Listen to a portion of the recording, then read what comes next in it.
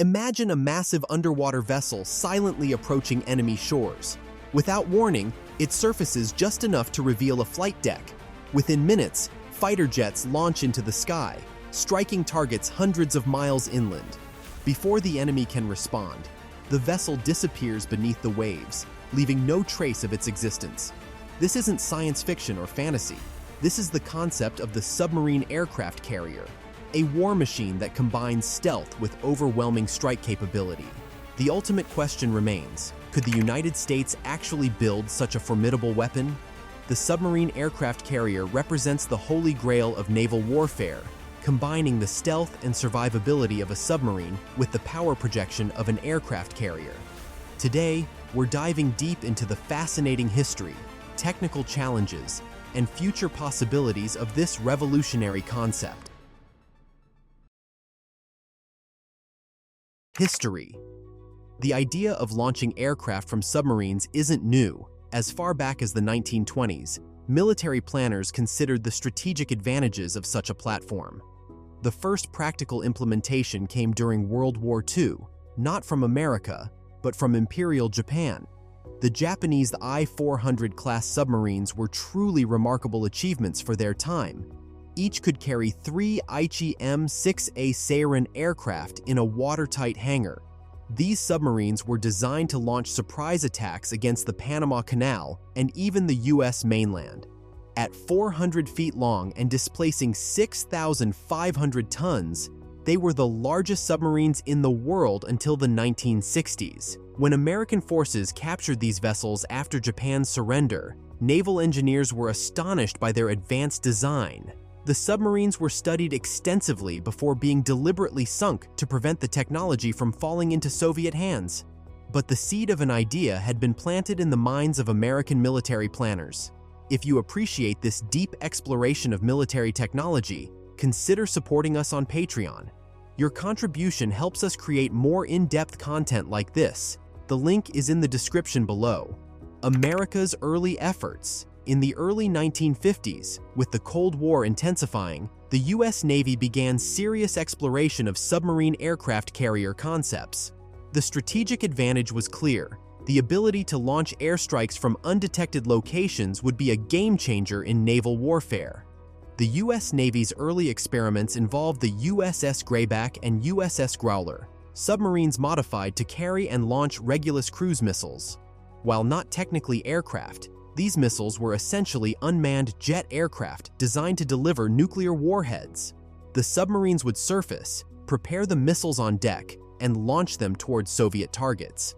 These vessels proved the concept of launching large airframes from submarine platforms, but highlighted the vulnerability of submarines when forced to remain on the surface during launch preparations. Boeing and Douglas were enlisted to design specialized aircraft that could operate from submarine platforms. Douglas proposed the Model 640, a compact attack jet that could fold up to fit inside a missile bay.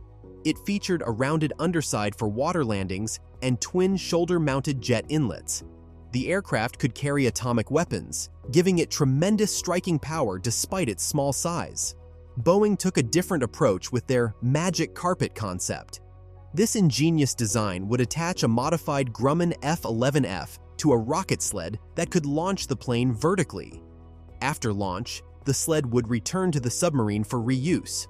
The aircraft would then need to land vertically using jet thrust, with a mechanism to capture it in mid-air. An incredibly ambitious concept, even by today's standards. The Convair Sea Dart option.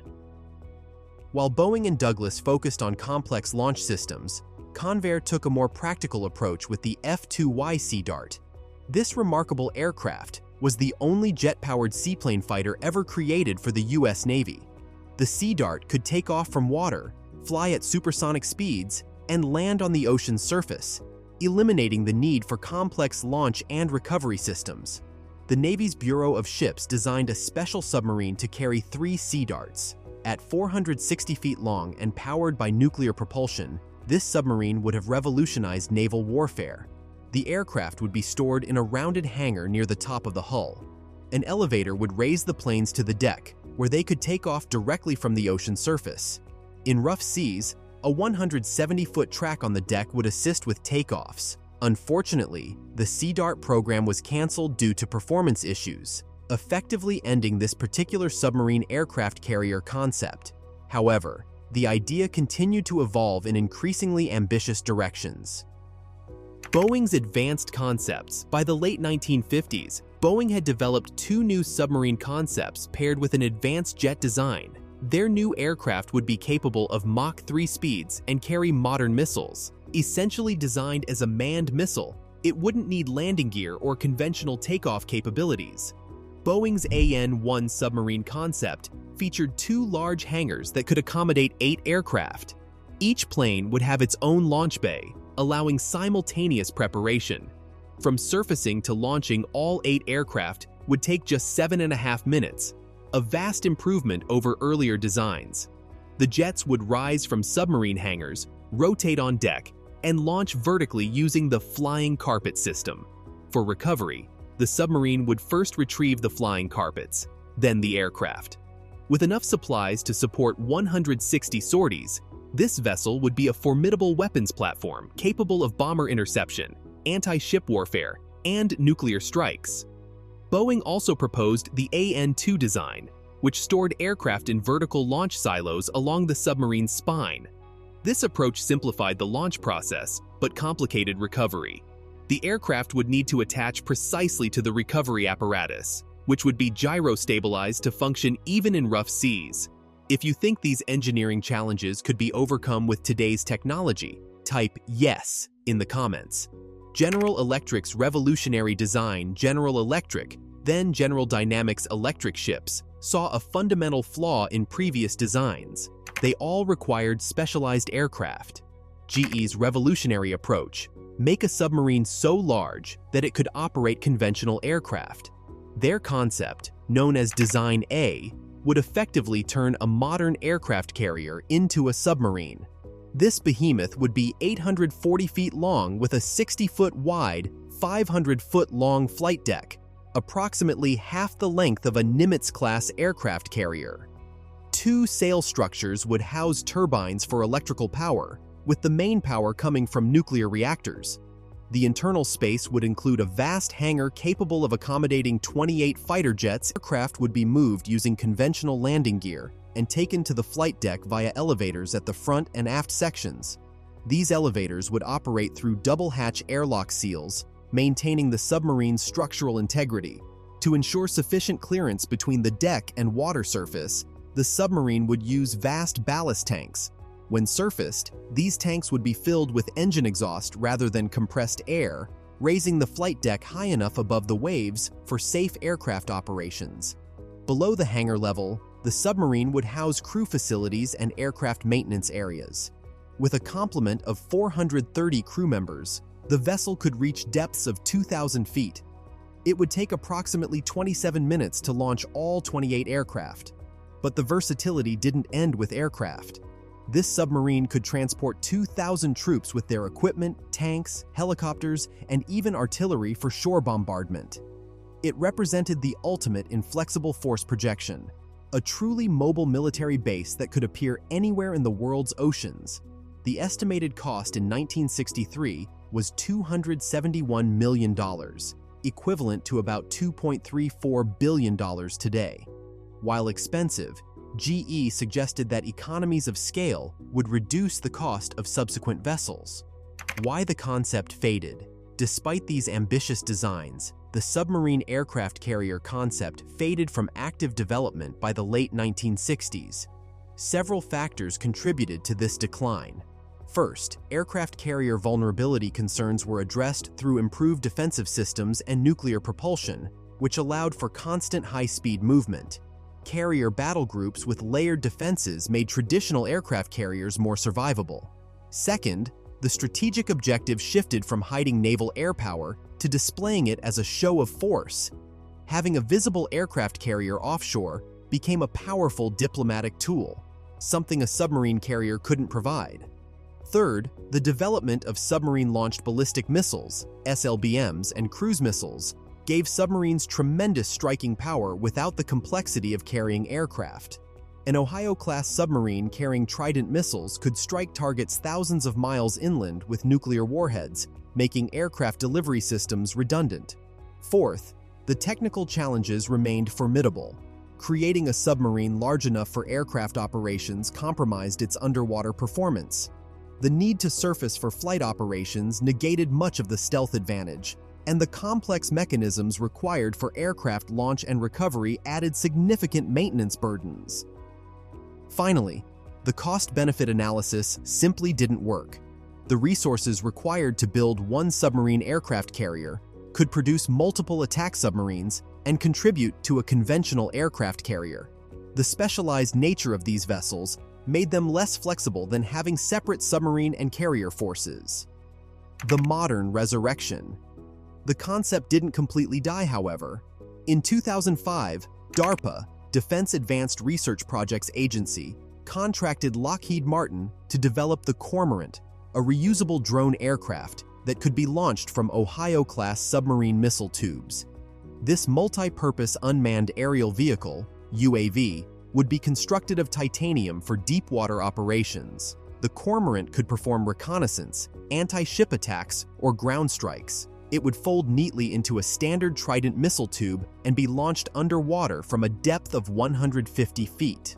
After floating to the surface, a rocket booster would ignite, sending the drone to a cruising altitude of 35,000 feet. For recovery, the aircraft would return to a predetermined location, deploy a parachute, and gently land on the water's surface. The submarine would send up a small robot that would locate the drone using sonar and attach a recovery line, pulling the aircraft back into the launch tube. This study cost approximately $4.2 million, and Lockheed expected to receive funding for a prototype.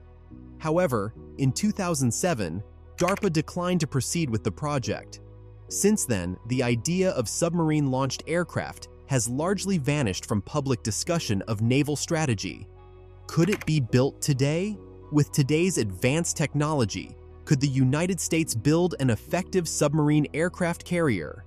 The short answer is yes, but the more important question is whether it should. Modern materials science has produced stronger, lighter materials that could better withstand the immense pressures of deep-sea operations while maintaining the structural integrity needed for flight operations. Computer-aided design and advanced manufacturing techniques could overcome many of the engineering challenges that stumped designers in the 1960s. Modern aircraft have also evolved significantly. The F-35B variant can take off and land vertically, eliminating the need for long flight decks or complex catapult systems. Unmanned aerial vehicles continue to decrease in size while increasing in capability, making submarine-based air operations more feasible. Advanced nuclear propulsion systems could provide the power needed for such a massive vessel, and modern electronics could better coordinate the complex operations required for submarine aircraft carriers. However, the strategic and economic arguments against such vessels remain compelling. The estimated cost of a submarine aircraft carrier today would likely exceed $10 billion, comparable to a Ford-class aircraft carrier, but with significantly less versatility and air wing capacity. The development of hypersonic missiles also gives submarines unprecedented striking power without the need to surface. A Virginia-class submarine armed with hypersonic cruise missiles can strike targets thousands of miles inland while remaining completely submerged. Secret developments? Of course, there's always the possibility that the U.S. Navy has continued to develop submarine aircraft carrier technology in secret. The black budget for classified military projects runs into tens of billions of dollars annually, providing ample funding for revolutionary platforms. The Navy has a history of keeping revolutionary submarine technologies secret for decades. The existence of the USS Jimmy Carter, a heavily modified Seawolf-class submarine designed for special operations, was classified for years. This vessel reportedly includes a 100-foot hull extension for deploying special forces and underwater vehicles. Could similar modifications accommodate small aircraft or drones? It's certainly possible, though unlikely given the fundamental challenges inherent in combining submarine and aircraft carrier operations. The future possibility. Looking toward the future, the most likely evolution of this concept isn't a traditional submarine aircraft carrier, but rather submarines equipped with increasingly sophisticated drone systems. Advanced Unmanned Aerial Vehicles, UAVs, that can be launched from submarine missile tubes or specialized vertical launch systems represent a more practical approach to submarine-based air power. These systems could provide reconnaissance, electronic warfare, and strike capabilities without requiring the submarine to surface for extended periods. The Navy's Unmanned Carrier-Launched Airborne Surveillance and Strike UCLASS program has already developed drones capable of operating from aircraft carriers. Adapting similar technology for submarine operations represents a logical evolution. Another possibility involves mothership concepts, where a large submarine could deploy smaller unmanned underwater vehicles, UUVs, that then launch aerial drones. This nested deployment approach would maintain submarine stealth while extending aerial reach. Strategic implications. If the United States did develop and deploy submarine aircraft carriers, the strategic implications would be significant. These vessels would rewrite naval doctrine and force potential adversaries to invest heavily in anti-submarine warfare capabilities. The ability to launch airstrikes from unexpected locations would complicate enemy defense planning enormously. No coastline would be truly secure, as submarine aircraft carriers could appear briefly, launch devastating attacks, and disappear before effective countermeasures could be deployed. This capability would be particularly valuable in contested environments where traditional aircraft carriers face increasing threats from anti-ship ballistic missiles and other advanced weapons. A submarine aircraft carrier could operate in waters considered too dangerous for surface vessels. For power projection, these vessels would provide options currently unavailable to military planners. Special operations forces could be inserted deep into enemy territory with air support immediately available. Time-sensitive targets could be struck without the delay involved in repositioning conventional forces. Technical challenges remaining. Despite advances in technology, significant challenges remain before submarine aircraft carriers become practical. Size versus performance. A submarine large enough to accommodate meaningful air operations would sacrifice speed and maneuverability underwater. This trade-off could make it more vulnerable to anti-submarine warfare measures. Surface vulnerability. The vessel would need to surface at least partially to conduct air operations, exposing it to detection and attack during this critical period. Air group limitations. Space constraints would severely limit the number and types of aircraft that could be carried. This restriction would reduce the vessel's overall strike capability compared to conventional aircraft carriers. Maintenance complexity. Aircraft require extensive maintenance, which is challenging enough on conventional carriers. Performing this maintenance in the confined spaces of a submarine with limited access to fresh air and handling of volatile materials presents significant safety and logistical challenges. Cost effectiveness. The enormous expense of developing and building such vessels must be justified by their capabilities. With limited aircraft capacity and operational constraints, the cost-benefit analysis remains questionable. The submarine aircraft carrier represents one of the most fascinating what-if scenarios in military technology. Combining the stealth of a submarine with the striking power of an aircraft carrier would create a truly revolutionary weapons platform. While technically feasible with today's advanced engineering capabilities, the strategic and economic arguments against such vessels remain compelling. The U.S. Navy has instead focused on enhancing the capabilities of traditional submarines and aircraft carriers, while developing unmanned systems that bridge the gap between these platforms. Nevertheless, the concept continues to capture the imagination of military planners and the public alike. Perhaps in the coming decades, advancing technology will finally make the submarine aircraft carrier a practical reality rather than just an intriguing possibility. For now, the oceans remain divided between submarines lurking in the depths and aircraft carriers dominating the surface. Two separate but complementary forces that together form the backbone of American naval power. The submarine aircraft carrier may never patrol the world's oceans, but the pursuit of this concept has driven innovation in both submarine and aircraft carrier design. Sometimes, the journey toward an unattainable goal leads to unexpected advances that shape the future in ways we never anticipated. If you found this exploration of the submarine aircraft carrier concept fascinating, please like this video and subscribe to our channel for more in-depth examinations of military technology and naval history. Your support helps us continue bringing you content that explores the boundaries between science fiction and military reality.